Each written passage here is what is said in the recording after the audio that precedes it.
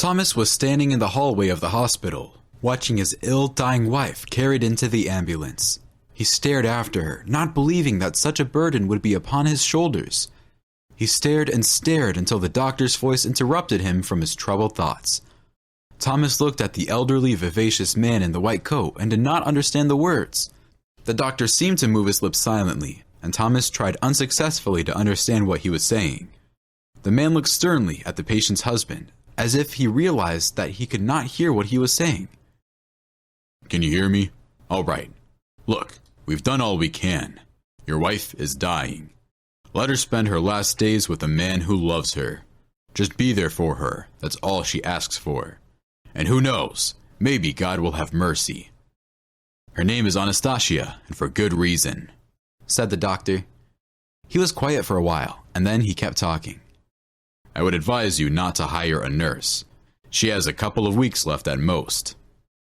The doctor left, and only the smell of medicine hung in the air. Thomas looked towards the ambulance again. They were waiting for him. From there, everything happened as if it were a nightmare. The man watched as the car pulled up to his apartment building. They brought his wife into the apartment and left her on their marital bed. It had been 2 hours since the ill-dying wife had been brought to his apartment, and there was no way Thomas could come to terms with it. "Thomas, my darling, come to me," his wife pleaded hoarsely, but her husband did not come. "Thank you, my darling, for taking me in and sheltering me. I really want to die next to you, in our apartment, where we were happy." She coughed with a deep gurgling sound. He covered his ears with his palms and plopped down on the chair. It squeaked loudly. He wanted to make some sound, but failed. Thomas spread out the couch and went to sleep. "I hope my wife won't survive the trip and die by morning." But his hopes were not destined to come true. Thomas awoke an hour before the alarm clock. He made himself some coffee and went into the bedroom. His wife was asleep, breathing. Somehow, this fact angered him so much that he could barely restrain himself from screaming. He was shaking all over with anger. He dashed into the kitchen and threw the mug against the wall. The brown liquid dripped in large stains over the sturdy tiles, which didn't show a scratch. The man exhaled heavily and cried. He sat back in his chair, tears of helplessness and hopelessness streaming silently from his eyes. It had been so good to finally have her in the hospital. He could start a new life. Thomas was so deeply immersed in his own thoughts that he shook with resentment, impotence, and anger. He was quick to react when the doorbell rang, and he literally ran to the door and swung it open. "What took you so long?" A young beauty holding 2 large cups of coffee to go asked. "Quiet! Mine came back," the man said quickly in a whisper. He looked around anxiously, though he knew his wife would not be able to get up on her own. He stared at his young lover, who shrugged and entered the apartment as if nothing had happened. She had settled in during the time Thomas's wife had been in the hospital. The girl walked into the kitchen, and Thomas became indignant. "What are you doing? What if what? You yourself said she was ill badly, that she was dying. Then she won't get up.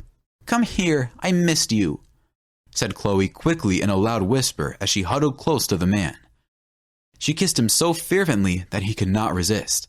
When they were done, he had to go to his wife's bedroom, sending the girl in the meantime to the shower. The husband brought his wife a glass of water, gave her the pills, and went into the shower, continuing to have fun. There, they came up with a plan to get rid of Thomas's spouse. He anticipated that soon he would be alone with this beautiful woman, and he could do whatever he wanted again. His wife would leave him all her property, and she had a lot of money, and she had worked hard all the time. So after her death, he and his new bride would not have to work at all. The girl left, leaving Thomas alone with his dying wife. Thomas began to pack her things. Thomas stuffed a bag full and slid it into the car. After laying out in the back seat in the car, he draped a thick blanket over it and then returned to the apartment and went right in to see his wife. She literally lit up with happiness when she saw him. "My darling, I missed you so much. It's good to have you with me," the woman said, smiling faintly, for she had no strength for anything else. "Stacy, listen, I know someone who can help you. If we have no hope for medicine, we'll cure ourselves. I'll take you to a healer and he'll help you." Thomas lied briefly as he went, trying not to look into the faded, almost colorless eyes. Thomas took his wife in his arms and carried her to the car. She weighed almost nothing. It was as if her body consisted of nothing but bones.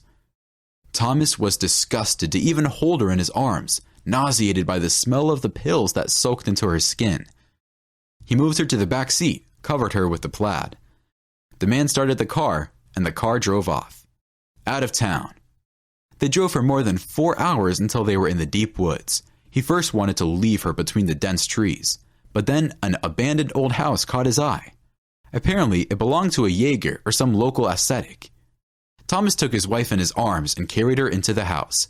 He left her on the big bed and left without a word. Stacy understood that he was leaving her in this old house. She understood that her husband was never coming back. He laid her on the bed, and tears ran from her eyes of despair and understanding that she would starve to death here, all alone. She looked thin, but Thomas averted his eyes. He too understood that it had all become clear to her. A man came out. Outside the window, the engine of the car started, and the car disappeared.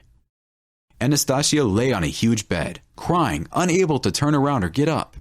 Her mouth was dry, her whole body ached, and she was desperate to go to the bathroom, but no one else could help her. Stacy slipped into oblivion and then woke up again. But at some point, she realized she was not alone in the house. "Here, have a drink. Drink this. It will make you feel better," said a man, his face blurring before her eyes. Anastasia took a few sips, but couldn't go any further. Then, the man lifted her head with his broad palm and helped her finish the potion. She felt herself falling back into sleep. Stacy woke up a long time later. That's when she saw that she was being cared for by a man with a beard. He walked up to her, smiled, and said, "Good morning. You finally come to your senses. And I always said, nature heals all things." She really did feel as good as she had never felt in the last 4 years of her illness. There was no pain. Everything was clear in her eyes. She even felt that she could breathe with her full breath. "My husband brought me here. He wanted to leave me. The doctors gave me up, and then my husband gave me up. I thought I was going to die here, alone." Anastasia confessed a little haphazardly. You won't die now. If the potions help. I've been looking after you for 2 months now. I thought you weren't going to make it, but you clung to life as best you could. You won't fall into that kind of oblivion now. You see, you'll be back on your feet in a few weeks. Just don't be afraid. I've got a dog that's been sleeping up here with you the whole time. You may not remember him, but he's good and kind. Buddy is his name. He stayed with you when I went into the woods," said the man with a smile. "Your husband is a bastard. Marriages are made in heaven. This is the test God sent you."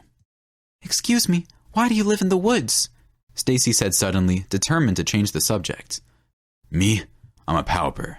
I got fired from my job. Collectors took my house, so I had to beg in town. That's where I met Buddy, and then I went into the woods and came across this house. I built up relations with the local villagers and helped them out in exchange for food. That's how I got settled in. I've been living here for 2 years now. I'd be glad to go back to people, but I have no money and no opportunity," the man said with a sad smile.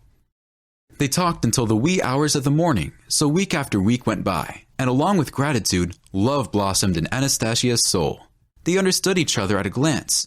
Stacy had never felt so happy, but one day when she was all healed up, she decided to leave. He let her go, even though he didn't believe she would ever come back. Stacy was too beautiful for him, too well off to spend the rest of her life with a beggar, somewhere in the backwoods. He drove her to the village, and there he drove her to town. The first thing Anastasia did was go to her lawyer, and the nightmare began.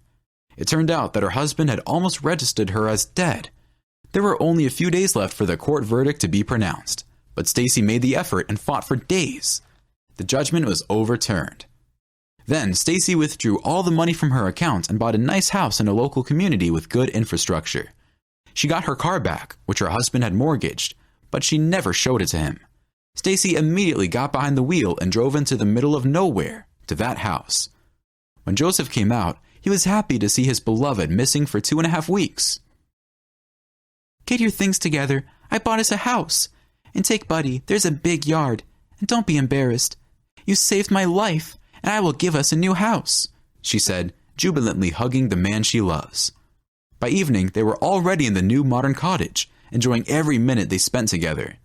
Stacy still could not believe that not only had she survived there, in the deep woods, but also that she had met her happiness. When Thomas received the divorce suit, he could not believe his eyes.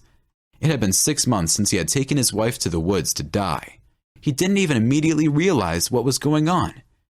He appeared in court and was dumbfounded to see his healthy, beautiful wife next to a large, handsome man who was hugging her like a big bear. For Thomas, the process of divorce was like a nightmare. He looked at the court order and couldn't believe that he was left destitute. His wife's account, his wife's apartment, even the old summer house belonged to his wife. And he was left with no job, no education, completely unfit for an independent life. Naturally, that girl had long since left him, having found a nicer place to live.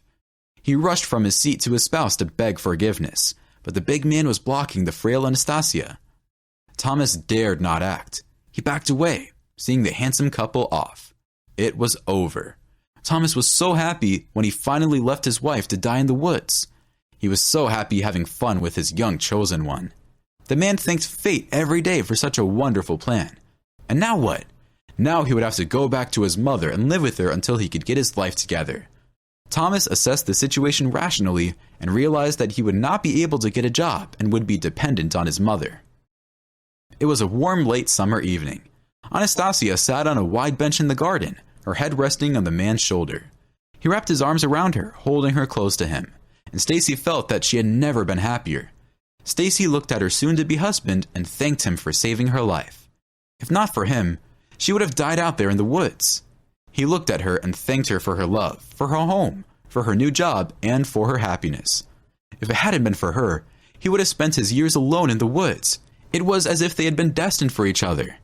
The lovers sat in the garden, breathing in the scent of the flowers after the rain. They just enjoyed each other and were happy that they could be together.